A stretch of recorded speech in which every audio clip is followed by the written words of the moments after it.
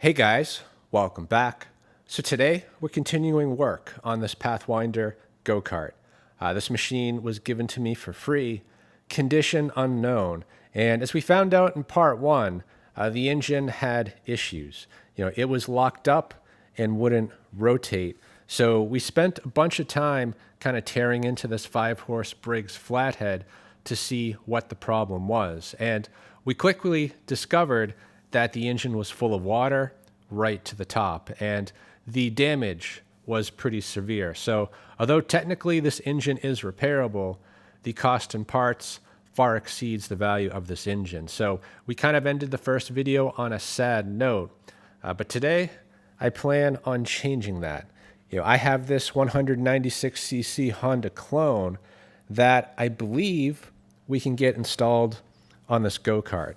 So I've ordered a bunch of parts, some of which have shown up. So I'm thinking we start with the parts we have, which is the torque converter and the mounting plate for the engine. We'll get those things installed, test fit it, and if all looks good, we'll move on. I have a new axle coming, and basically everything that attaches to the axle will be replaced. So let me get set up a little bit better and get going on this.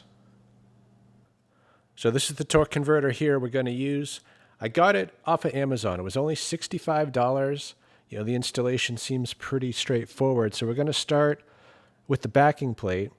One thing to keep in mind, though, is that on a lot of Honda clones, this oil fill is in the way of the backing plate, and you often have to trim the cap, potentially even the side of the block. In this case, this engine actually came from a go-kart, so this was never machined out, and it already has the clearance needed.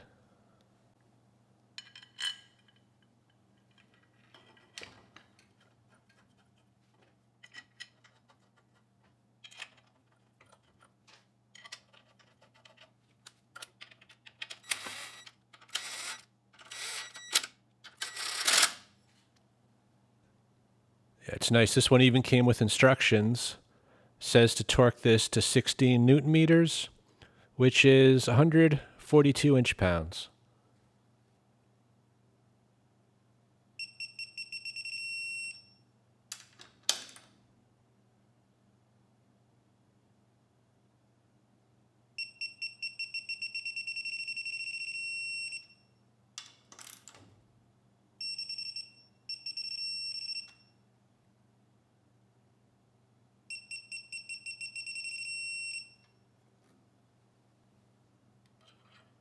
So next we put a washer on and a spacer.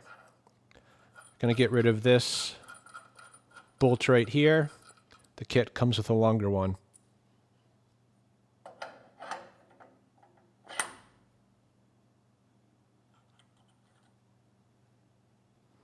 And next we'll get the belt installed. The flat side should be against the engine, and the tapered side should be facing out.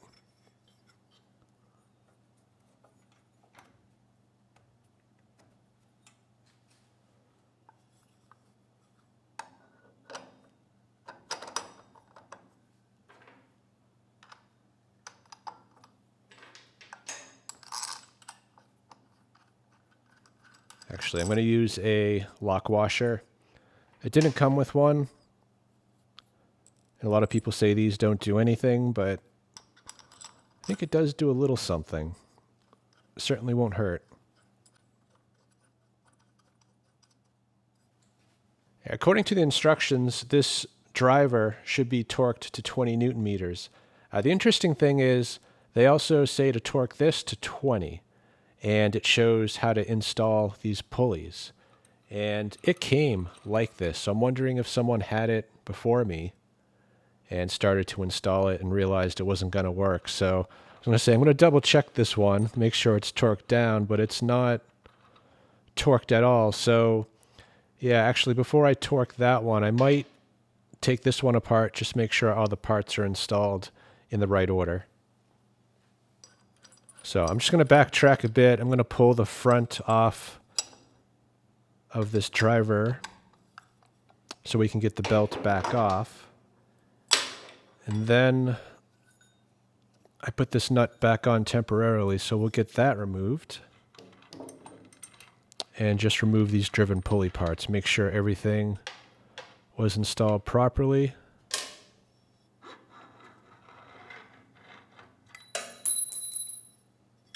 That was the key that just hit the floor. Pretty sure that washer doesn't go there. I think it goes on further back, but let me just double check. Then we can get this back together. All right, double check the instructions, and it clearly shows that this washer should be after the gear, which I think it varies on some torque converters because I've only seen it the other way. So I'm going to put it like the instructions say, which is how this was assembled. Now, I do question why this was put together. You know, I thought it was kind of nice of the company to do that, but if they're going to do it, then they should torque it down properly. I can see definitely a lot of kids installing this, not realizing that this was on just finger tight. But at least it's not a lawnmower blade. The damage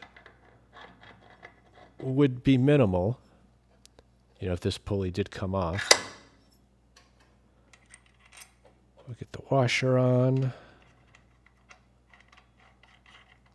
Get the belt back on.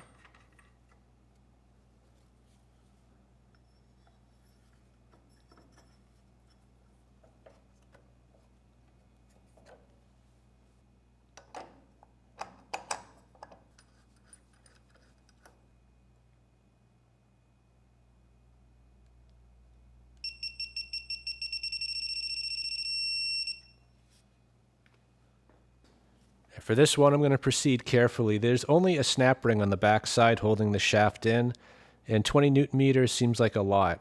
This is a nylock nut, and it should hold pretty well. So we'll bring up the torque slowly. If I feel like that snap ring is starting to bend or get stressed out, I'm just going to stop before something breaks.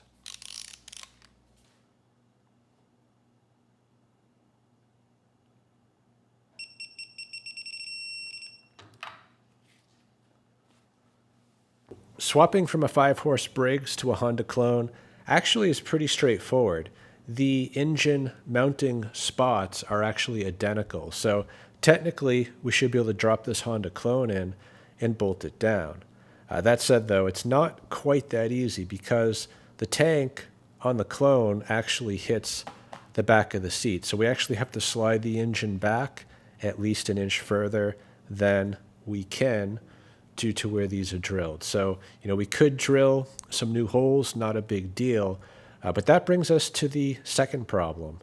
The torque converter requires a little bit more elevation than the original clutch setup that the Briggs had. So I ended up buying this right here, which is going to elevate the engine a bit and slide it back as well. So I'm hoping if we use that, it should solve the engine mounting issue. So I'm going to loosely bolt this to the engine.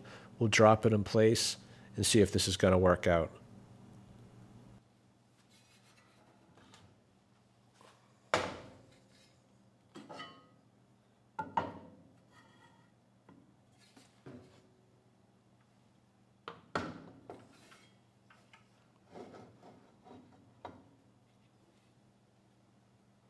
That's nice. The kit even came with some hardware. These are serrated bolts, which is exactly what you want to hold an engine still. I guess the only thing I'm questioning is that the threads go down a little bit further on this nutsert. So the bolt ideally would be about 5 millimeters longer. You can see right there, we haven't even started engaging any threads and we're virtually out. So yeah, I'm not going to use this bolt. I did pick up some, kind of anticipating that they weren't going to include any bolts. So the bolt I got is longer by about 5 millimeters. The only downside is I couldn't locate any that were serrated, and that's really what you want on engine mounting bolts. So for now, I am using a lock washer and a regular washer, but but I might have to revisit that if these start to loosen up. And these are just going to be finger tight too. Yeah, I'm just test fitting. We won't torque this down until we do the final install.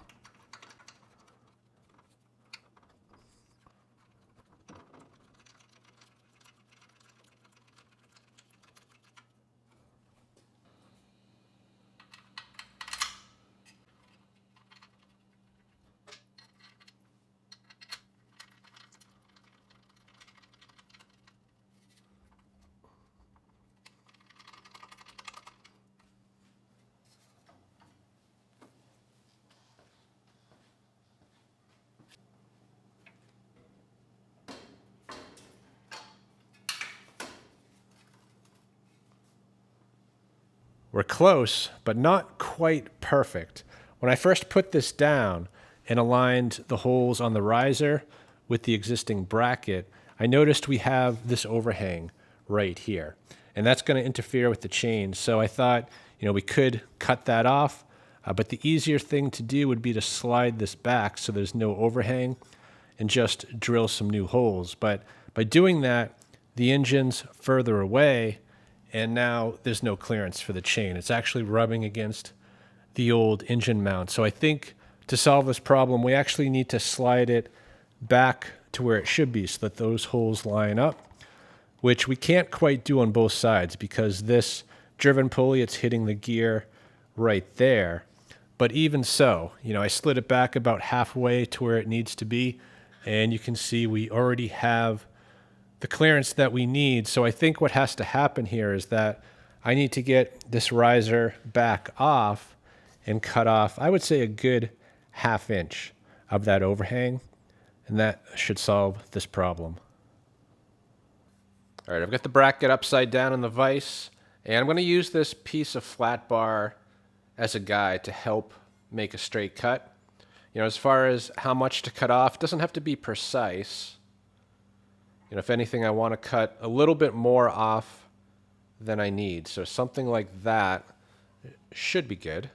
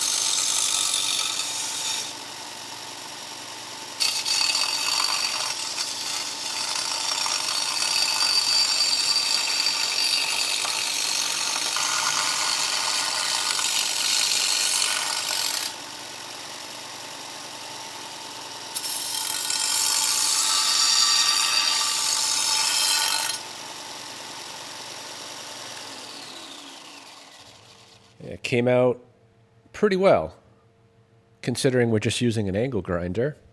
But the important thing is, does this fit? Meaning, do the holes align without any overhang? And they do. So I think we're in good shape. I'm just going to take a second, bolt the engine loosely back on, drop it in just to make sure. I was just putting the engine back on the modified mount and wanted to just double check the chain again. And I'm really not liking what I'm seeing. That washer being on the pulley side, that's not correct. You know, despite what the instructions say, I think that washer has to go over here because the chain without that washer on the engine side, it's just way too close to that backing plate. So I'm going to take a second, correct that issue. And although I torqued this down to spec, this nylock nut, it's not really engaged that well, at least not the locking part of the nut. And there is still play in here. So I do want to tighten that up, you know, beyond what they specified, just to get more engagement of the nylock into the threads.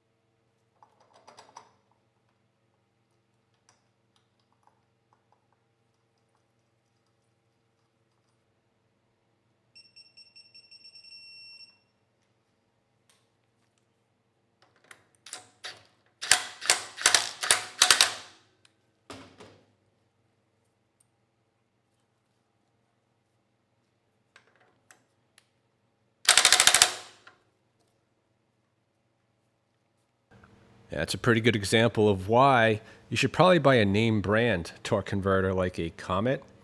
You know, this one was a knockoff with decent reviews. That said, though, I mean, this is a glaring problem. This jack shaft, it should thread all the way through this nylock nut to lock it properly in place. And instead, we are short. You know, the adjustment I made improved the situation, but it's still not ideal. So we're going to have to keep an eye on that. Make sure it doesn't loosen up. And moving that washer to the engine side made a really big improvement on centering that chain. Now we are much closer to center. I'd say if anything, we're still favoring the engine side a little bit, but like this, it should run without any interference. Anyway, let's drop this on the frame and see how we did with this riser.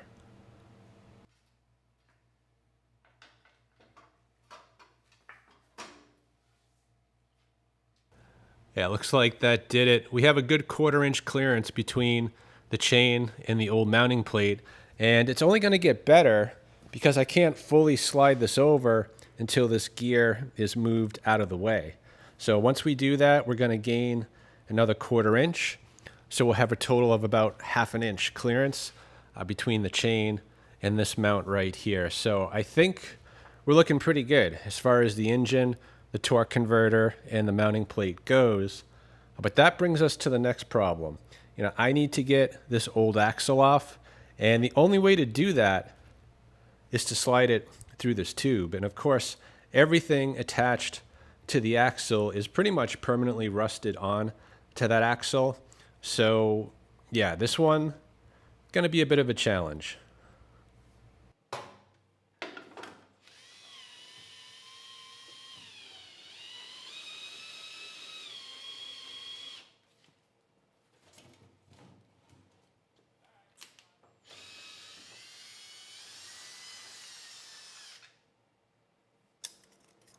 Yeah, these tires, it looks like they're tubed all the way around, which kind of makes sense. These rims, they're split rims, which are actually kind of nice, because if you need to change the tire or the tube, you just remove these 4 bolts and the thing splits right into 2. Anyway, we'll get the valve stem out, just let the air out. And then we'll get these bolts out, which should allow the rim to separate, at least the front of it. And then we'll get the nut off and try to remove the hub.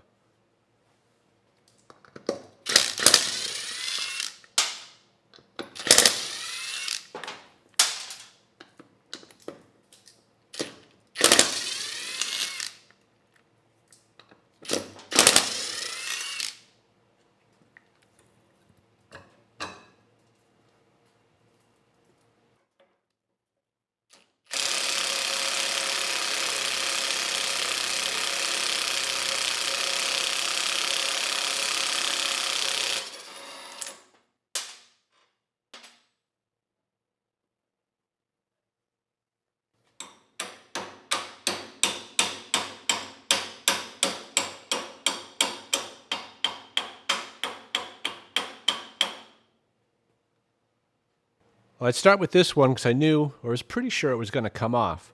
This is not a live axle, meaning it's a one-wheel peel, but there is an axle all the way through. You know, this one is not keyed, so the hub was just allowed to spin on the axle. It was never locked to it, which is why it wasn't rusted in place.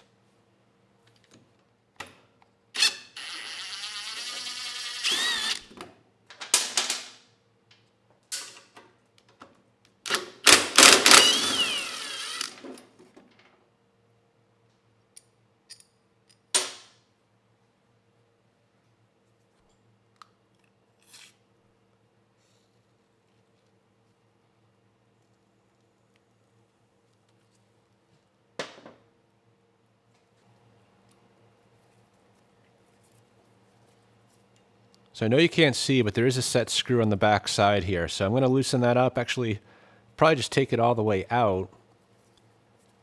And then somehow we need to slide this ball bearing with this lock collar, I think it's one piece, off the end of the shaft.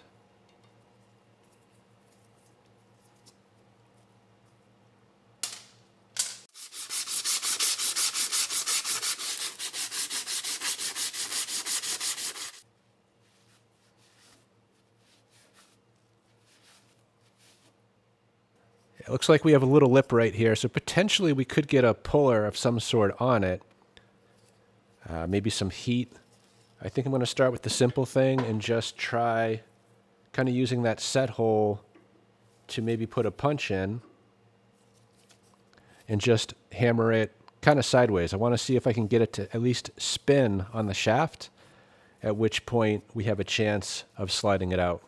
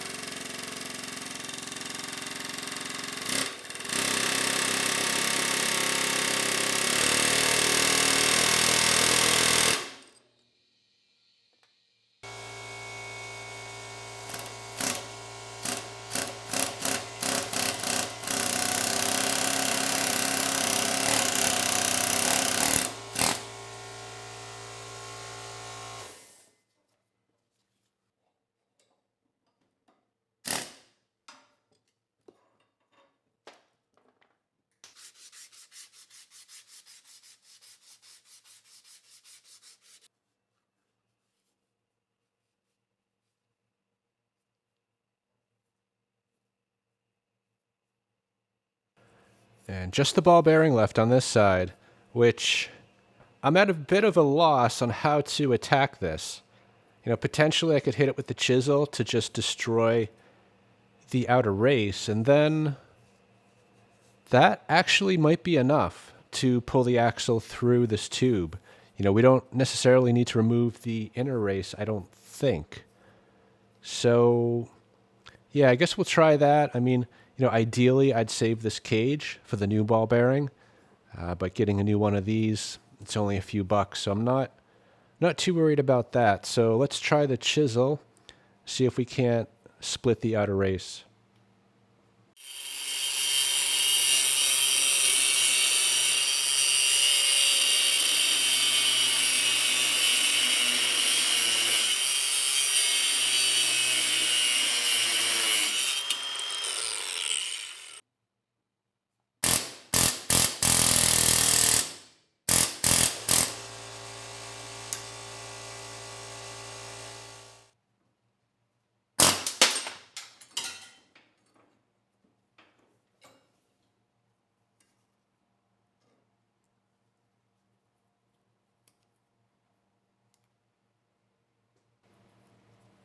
I think it's going to be too tight. We got to get the inner race off as well. So I'm going to do kind of the same approach here. I'm just going to cut this with the cutoff wheel, and then we'll use the chisel to hopefully split it apart.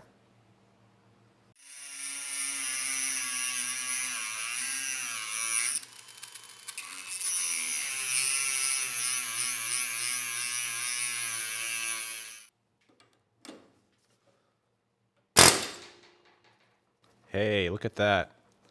It moves, but I went the wrong way.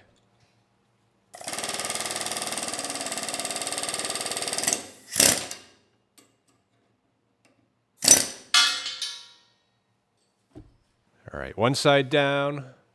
I want to say one to go, but we also have the sprocket and the drum brake in the middle. But let's block the other side. We'll kind of do the same thing over there. We'll get the wheel off, the ball bearing off, and move on to the rest of it.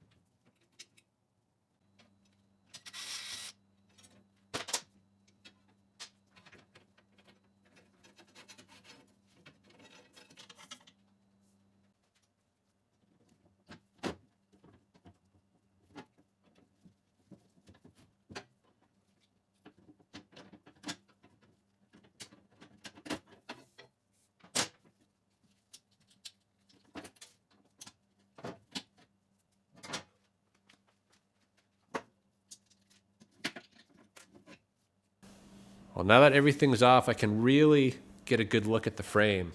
And like I thought early on, this frame is actually in really good condition. You know, this is just light surface rust. It's going to clean up real nice. So I'm going to get this outside. I want to pressure wash it. And I guess before I do that, I'll get these stickers off, and then we'll do some prep and get a fresh coat of paint on it.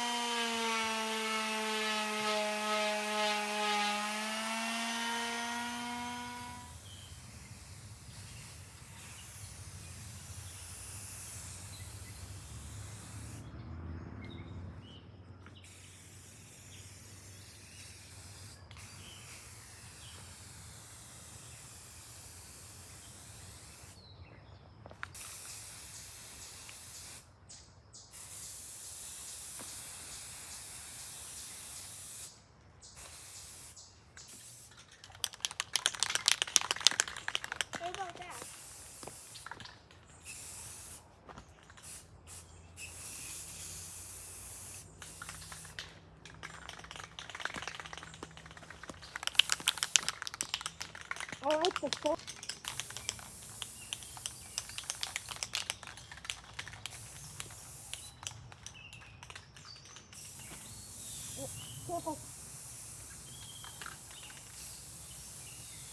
Watches, and that's a little close.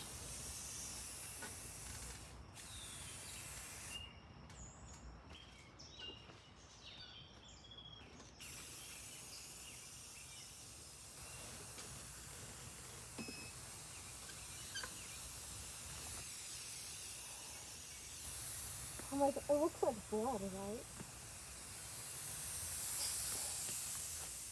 I'm pretty happy with the way this rollover cage turned out. I did this early this morning, knowing I wouldn't have time this afternoon.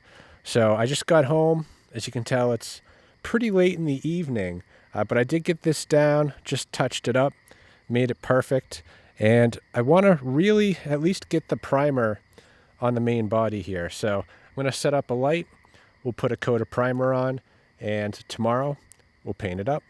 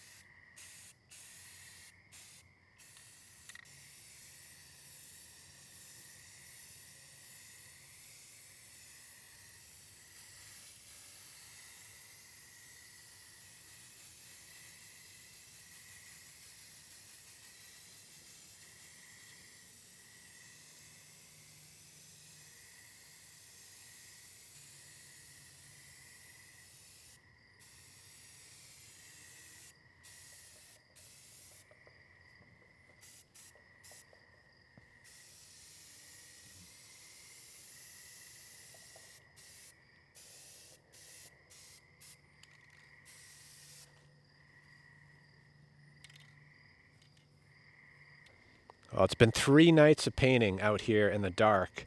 Not ideal conditions, but painting something this big inside, also not ideal. It's just a ton of overspray, and this would have coated everything. Anyway, I think I kind of lucked out with the weather. It's been absolutely perfect, perfect temperature, no rain in the forecast. So we'll give this the night to dry. We'll take a look at it in the morning. And with any luck, the frame will be done.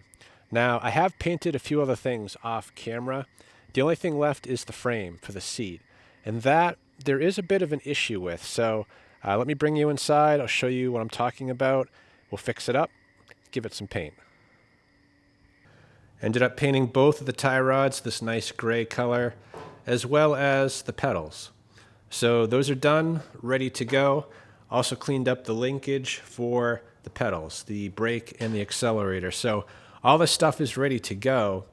That really just leaves the frame for the seat. Now the seat just slides onto the frame. It actually is fairly soft on the top, but it's actually kind of crunchy on the bottom. So I'm gonna have to be pretty careful with that. Ideally this should be replaced.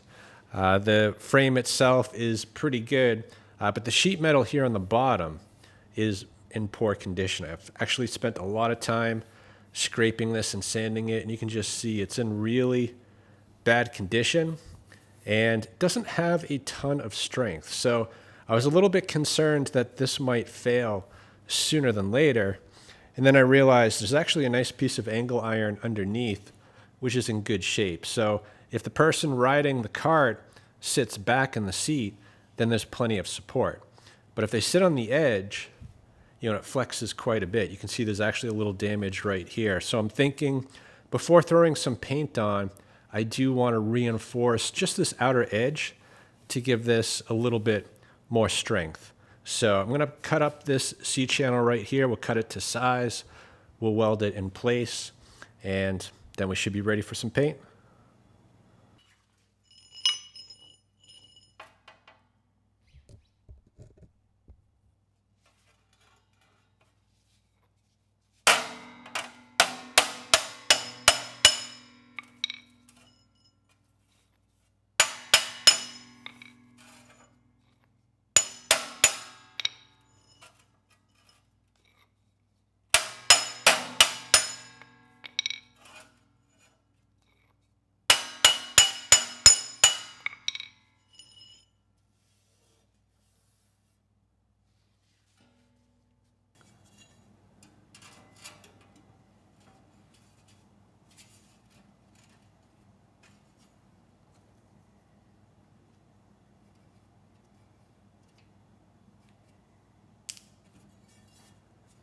Okay, so we've got our mark.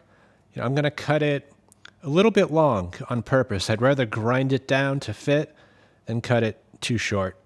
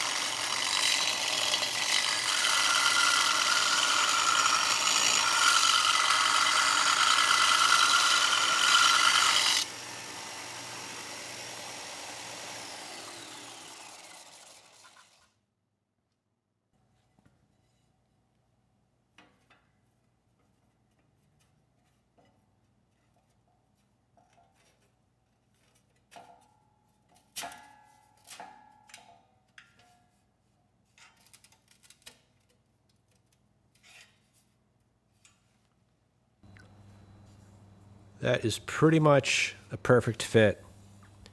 Even better on this side. I sanded it so that it had a bit of a taper to fit in there just a bit better. So I'm going to take this back out. We'll just clean off the paint and we'll weld it in place.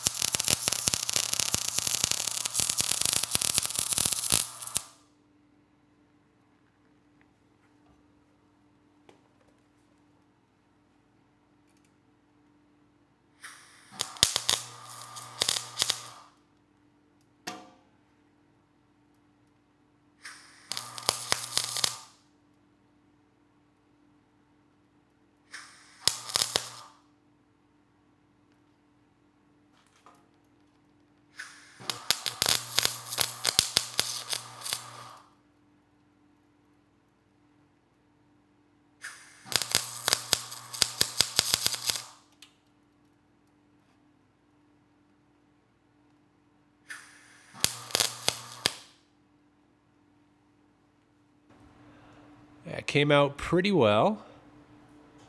I wouldn't call it pretty, but it's definitely going to do the job.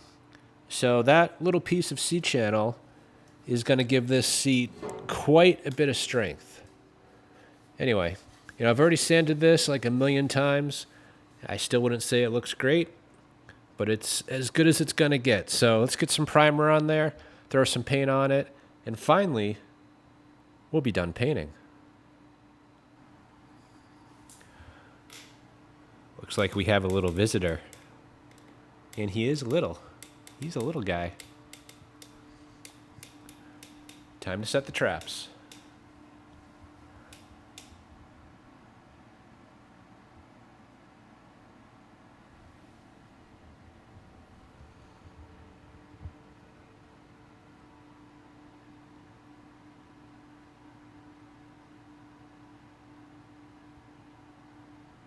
He's kind of cute.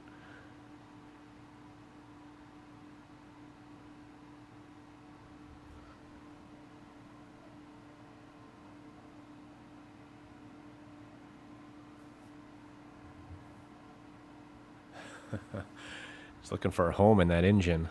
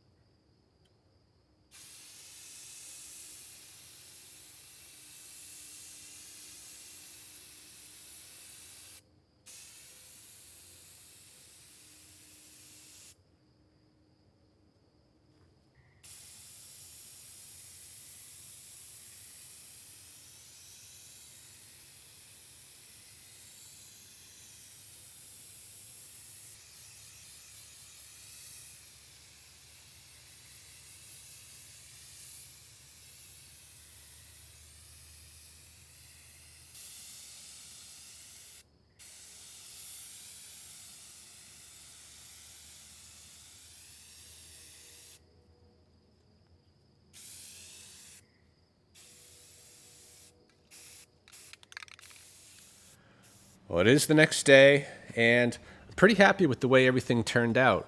This extra support on the seat came out really well, and I've been looking over the frame really closely for any spots I need to touch up, and I can't find any. So I am happy to report that the painting is done, and we can move on to reassembly. Now, to that end, I'm still waiting on parts. Actually, the order from Go Power Sports should be here today.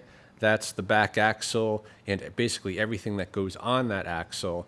But I also put in a last-minute order to BMI Karts. I was on their site and stumbled upon a reproduction seat cover that I think will fit this frame. So that has been ordered up. I also ordered some new ball bearings for the front hubs. These bearings are pretty much shot and need to be replaced. And I also ordered some rims because I noticed these are out of round, so we have a new set of those coming as well for the front wheels. So those are a good 4 or 5 days away, and I grossly underestimated the amount of effort it was going to take to clean this up. In total, I spent about 5 days prepping and painting in duration, and a night kind of taking this thing apart. So I think I'm going to have to break this up into a third and final installment where we do put this thing together and get it outside and have some fun with it. So I hope this video helps someone. Thanks for watching.